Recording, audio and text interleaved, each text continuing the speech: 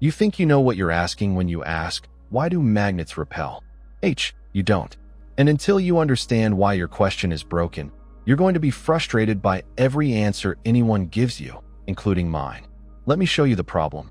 Pick up two magnets, North Pole to North Pole.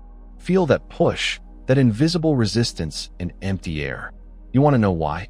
You want me to say magnets repel for the same reason that and then fill in the blank with something familiar? Rubber bands, springs, two hands pushing against each other, something you already understand. Here's the thing. There is no familiar thing. And I'm not being difficult. I'm not hiding behind complexity. I'm telling you the truth that most people don't want to hear. Magnetic forces are fundamental. They're rock bottom. There's nothing underneath them to compare them to. You're asking me to explain electromagnetism by comparing it to something simpler. But there isn't anything simpler. That's like asking me to explain arithmetic by using something more basic than numbers. Can't be done. Now you're thinking, wait, I've heard explanations. Magnetic fields, electrons spinning. Those sound like deeper explanations. No, they're descriptions. Very precise, very accurate descriptions. They tell you how the force behaves, not why it exists in the first place. And you need to understand the difference between those two things, or this entire conversation is pointless. Let me ask you something. Push your hand down on your desk right now. Go ahead. Push hard. Why doesn't your hand go through? You'll probably say, because the desk is solid. Wrong. Not wrong because the desk isn't solid. It is. But wrong because that's not an explanation. That's just another label for the thing you're trying to understand. Try again. Why doesn't your hand pass through? Because the atoms are packed together. Better. Keep going. Why don't the atoms in your hand pass through the atoms in the desk? Because atoms are solid, too. No. Stop. Think about this. Atoms are not solid. An atom, it's a mostly empty space. If you scaled an atom up to the size of a football stadium, the nucleus would be a P at the center. The electrons would be tiny dots way out near the seats. Everything in between is empty. Your hand is essentially all empty space. The desk is essentially all empty space. So why don't they pass through each other? You're starting to get uncomfortable now. Good. You should be. The answer is electromagnetic repulsion between electrons. The electrons in your hand and the electrons in the desk have the same charge. Like charges repel. So when you push down, you're feeling trillions of tiny electromagnetic interactions, all adding up to what you call solid. Now here's the question that's going to really bother you. Why do like charges repel? You can't answer that, can you? You can say electromagnetic force, but that's just giving it a name. That's not explaining anything. It's like saying why do magnets repel? Because of magnetic force. That's circular. That's not an explanation. The electromagnetic force is one of four fundamental forces in nature. It's not caused by something else. It's not derived from something simpler. It just is. And here's what nobody tells you. The force that stops your hand at the desk surface, that's the exact same force that makes magnets push apart. The same force, not similar, not analogous, identical, the electromagnetic force. So why does one feel obvious and the other feel mysterious? I'll tell you why. You've been pushing on solid objects since you were 6 months old. By the time you were 2, your brain had built up an enormous library of experiences. Pushing, grabbing, falling down, hitting the ground. Your neurons wired themselves around those experiences. They built patterns, expectations, a whole intuitive framework. So now when you push on a desk, it feels normal, natural, obvious. You don't think about it. You don't think it needs explaining. But magnets push through empty space. You can see the gap.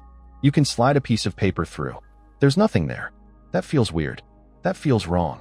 That feels like it needs an explanation. But here's the truth. The weirdness is in your head, not in the physics. When you push on the desk, the electrons in your hand never actually touch the electrons in the desk. They repel at a distance, a tiny distance, a few atomic widths, but still a distance. We call it contact because the distance is too small to see. But it's not really contact. Nothing is touching. It's electromagnetic repulsion operating across a gap. With magnets, the gap is bigger, a centimeter, an inch, big enough to see, big enough to make you uncomfortable. But the force is the same. The mechanism is the same. The only difference is scale. The mystery you feel is not a mystery in the physics. It's a mystery in your psychology. You're comfortable with electromagnetic repulsion at atomic distances because you've experienced it your whole life. You're uncomfortable with electromagnetic repulsion at centimeter distances because it's less familiar. That's it. That's the whole difference. Now, you're probably thinking, okay, fine. But surely quantum mechanics explains why the electromagnetic force exists. Wrong. Again, quantum electrodynamics, the quantum theory of electromagnetism, is the most precisely tested theory in all of science. We've measured certain predictions to 11 decimal places, and the theory matches exactly. But here's what QED does. It tells you how to calculate electromagnetic interactions with absurd precision. It gives you rules, equations, predictive power. What it does not do is tell you why the electromagnetic force exists in some deep philosophical sense. It describes the force beautifully, perfectly, but it doesn't explain it away. It doesn't reduce it to something simpler because there isn't anything simpler. Let me show you how this works with a different example. You ask, why does ice float on water? I can tell you because ice is less dense than liquid water. Why is it less dense? Because the molecular structure has more space between the molecules. Why does it have that structure? Because of how hydrogen bonds arrange themselves at freezing temperatures. Why do hydrogen bonds arrange that way? Because of the quantum mechanical properties of electrons in water molecules. Why do electrons have those properties? Because of the Schrödinger equation and the Pauli exclusion principle. Why do those equations hold? See what's happening at each step.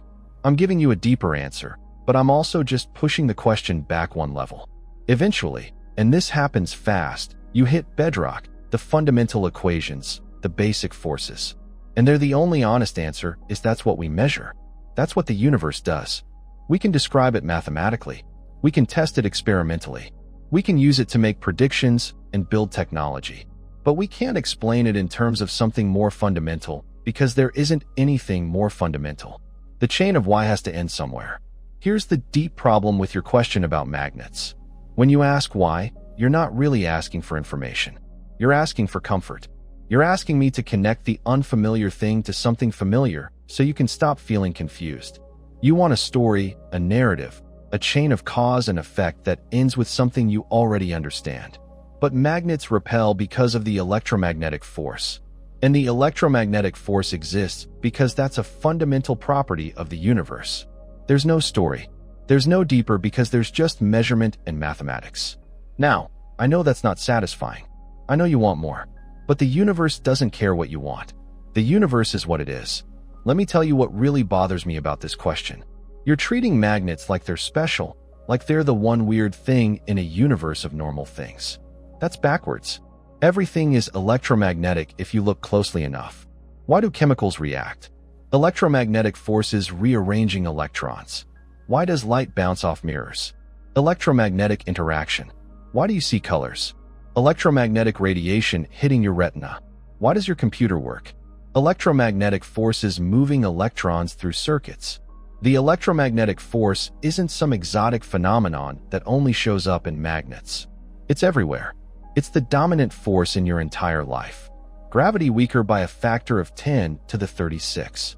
Completely irrelevant for atoms and molecules. The strong and weak nuclear forces locked inside atomic nuclei. Too short range to affect anything you can touch. Everything else, and I mean everything, is electromagnetism. The force making magnets push apart is the same force holding your body together right now.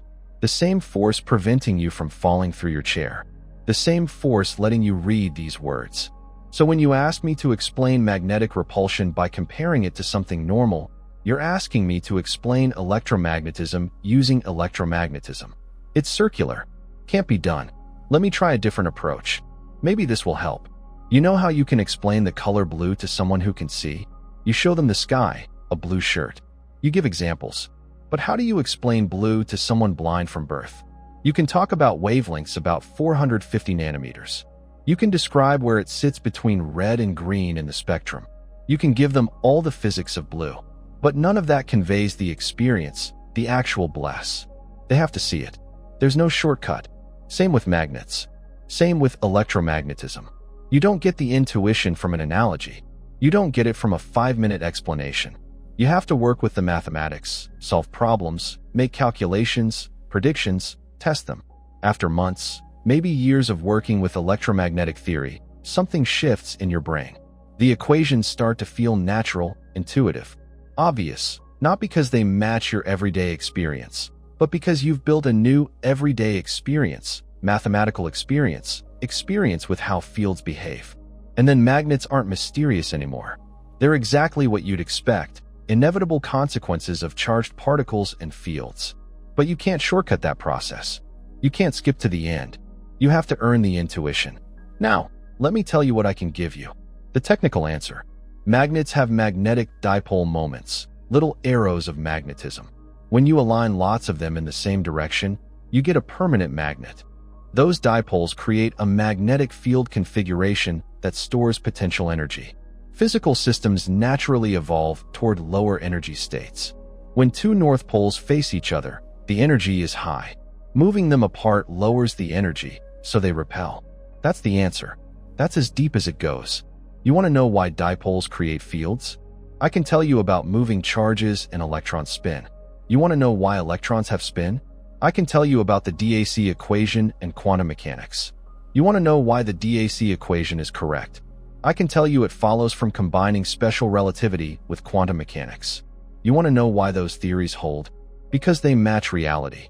Because we've tested them millions of times and they work. That's it.